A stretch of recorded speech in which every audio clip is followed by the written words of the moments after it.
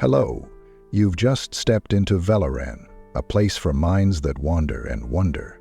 If these ideas speak to you, a like and a subscribe would mean the world. You feel it in your gut before you even know how to name it, that sharp, sinking twist inside you when someone says, you have to. When someone leans in with a rule, a law, a command, even something as small as sit here or say thank you, and something ancient in you flinches. It's not just resistance, it's rebellion. Not loud, not always defiant, sometimes it's silent. A slow, internal folding of your arm, a refusal. You don't want to be told what to do. Not because you're difficult, not because you're selfish, but because something deep inside you knows control is a theft. And autonomy? Autonomy is sacred. From the moment you're born, you're swaddled in expectations. The world starts writing rules before you take your first breath. Sit still, smile, don't shout, be good. You grow up in a world that punishes deviation and rewards obedience. You're taught that being well-behaved is noble, that being disciplined is strength. But no one ever tells you what it costs. No one tells you what happens to a soul that spends its life being bent into shapes it didn't choose. Rousseau understood this better than most. He saw civilization not as progress, but as a gilded cage. We call ourselves free, he said, but we're shackled by invisible scripts, by social contracts we never signed but are forced to uphold. You're told what's acceptable, what's proper, what's normal, and slowly, quietly, you're domesticated. Not in the way a dog is trained. That's too obvious. You're domesticated, like a wild tree is pruned. Not to grow tall, but to grow small enough to fit into the garden. You begin to mistake that pruning for virtue. But inside you, the wild still breathes. And that's where rebellion lives. Not in violence or chaos, but in the simple, stubborn refusal to betray your own instincts. That flicker of discomfort when you're told how to speak, how to think, how to exist. That's not defiance for its own sake. That's your mind saying, I was not born for this. Rebellion isn't loud. Sometimes it's as quiet as silence when you're expected to laugh. As subtle as walking away when you're expected to fight, as radical as saying no to a life that's been pre-written for you. You've felt it. At work, when a manager speaks to you like you're disposable. At home, when family guilt tries to dictate your choices. In love, when expectations smother who you really are. You've felt that inner recoil, that whisper. This isn't mine. But the world punishes that whisper. You're told you're immature, difficult, problematic, but let's be honest. Who benefits when you stay obedient? Who profits from your silence? Who keeps their power when you don't question authority? Rousseau would say it clearly. Those who tell you what to do are rarely doing it for your good. More often, they're protecting their own comfort, their own systems, their own illusions of control. You refusing to conform threatens that, because the moment one person breaks the pattern, it exposes the fact that the pattern was always optional. You are not broken for resisting. You are awake. Your rebellion is not a character flaw.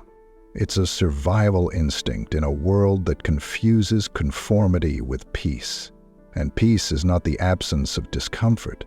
Peace is the presence of freedom. The freedom to choose, the freedom to move, the freedom to be. But choosing freedom comes with loneliness, because when you stop obeying, you stop belonging, at least to the groups that demand your obedience. You'll lose people, you'll lose comfort, you'll lose the illusion of safety. But in return, you gain something else, yourself. And that trade, no matter how painful, is the only one worth making. The child in you remembers what it felt like to be told what to do without ever being asked what you want. That child is still there.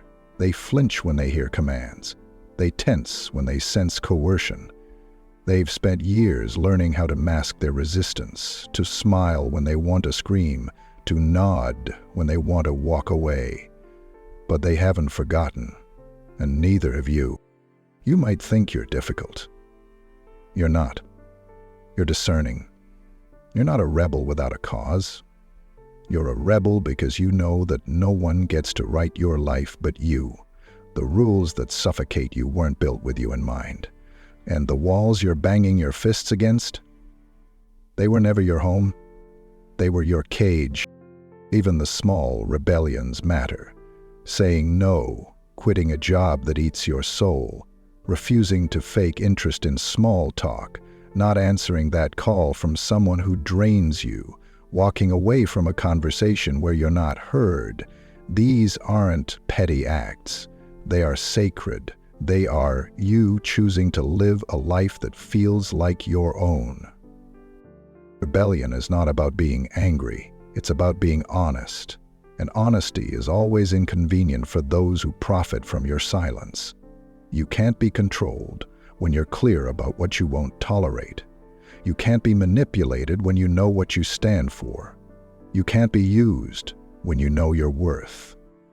The world will always try to pull you back into compliance, back into politeness, back into being digestible, but you weren't made to be easy to swallow.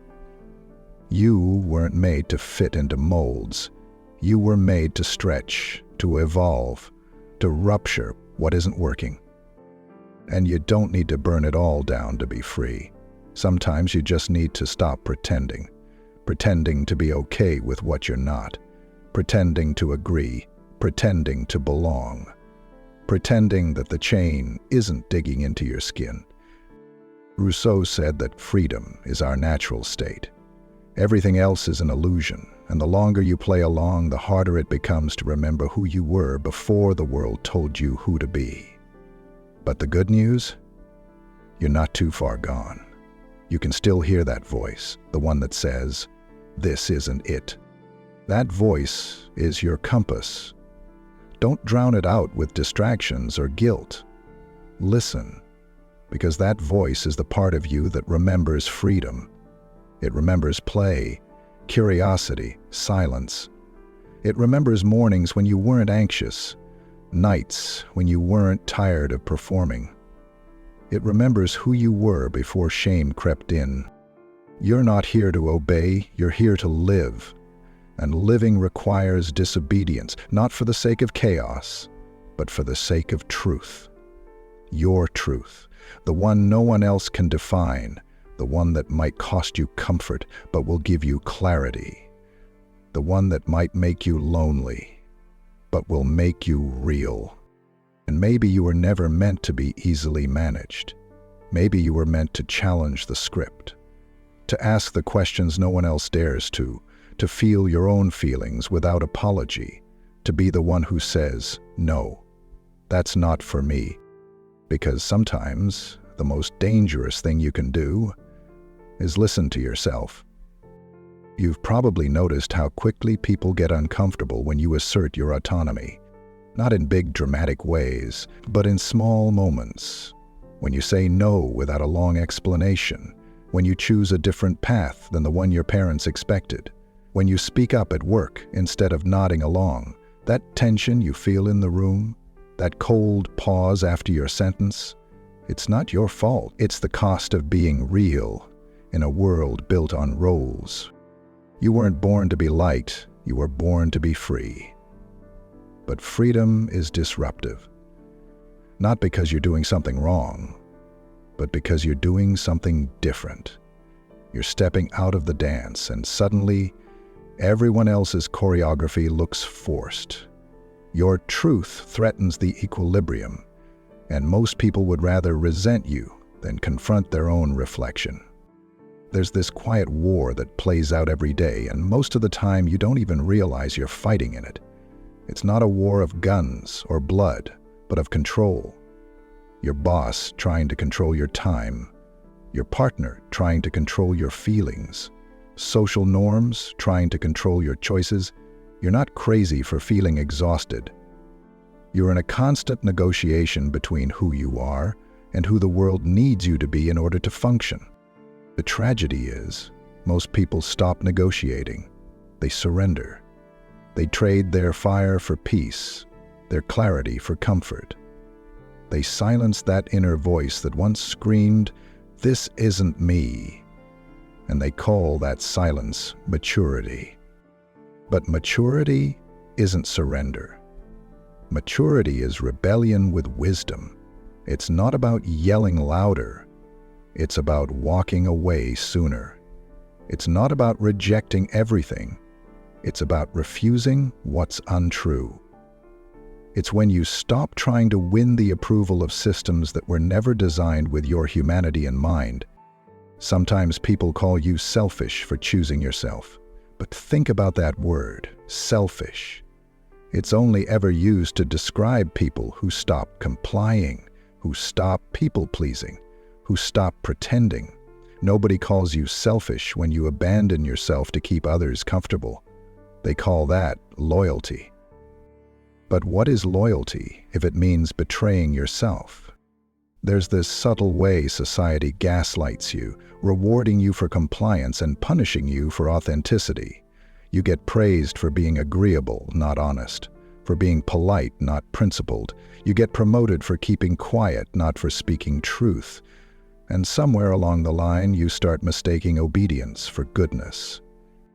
But goodness without freedom is a cage. Rebellion is remembering that the system isn't sacred, that just because something is tradition doesn't mean it's right, that just because everyone's doing it doesn't mean it's sane, that just because a rule exists doesn't mean it deserves to. And here's the thing that scares the powerful the most. Once you realize that rules are made by people, you realize they can be unmade too. They want you to believe that your refusal is dangerous, that questioning the script will cause chaos. And maybe it will. But maybe chaos is better than a slow, quiet death of the soul. Jean-Paul Sartre said, "If you're lonely when you're alone, you're in bad company." What he meant is, until you're at peace with yourself, you'll keep searching for approval in places that demand your silence. But once you reclaim yourself, your voice, your will, your non-compliance, you become harder to manipulate. And that's when the real rebellion begins. It's not about overthrowing the world. It's about no longer letting it overthrow you. You've been taught to fear your own anger, to call it irrational, to push it down. But anger isn't the enemy. Anger is information. Anger is your soul saying, something isn't right here. And when you listen to it, not as a weapon, but as a compass, you stop betraying yourself. That's what rebellion looks like, choosing clarity over comfort, boundaries over approval, integrity over harmony. You're allowed to say no without guilt, without justification. You're allowed to change your mind, to choose differently, to walk away from people who only love the version of you that makes their life easier. You're allowed to be a bad fit for places that were never meant to hold you. And let's be honest, rebellion is lonely. But what's lonelier than betraying yourself to be accepted by people who wouldn't love the real you anyway? We don't rebel because we want to fight. We rebel because we want to feel alive. Camus said that the only way to deal with an unfree world is to become so absolutely free that your very existence is an act of rebellion. And you, when you choose your truth in a world built on lies, you become the revolution. It won't be dramatic, it won't be glamorous. Sometimes rebellion looks like getting out of bed when everything in you wants to give up. Sometimes it looks like leaving a conversation that feels like poison. Sometimes it looks like choosing rest instead of productivity. Sometimes it's standing still when everyone's running.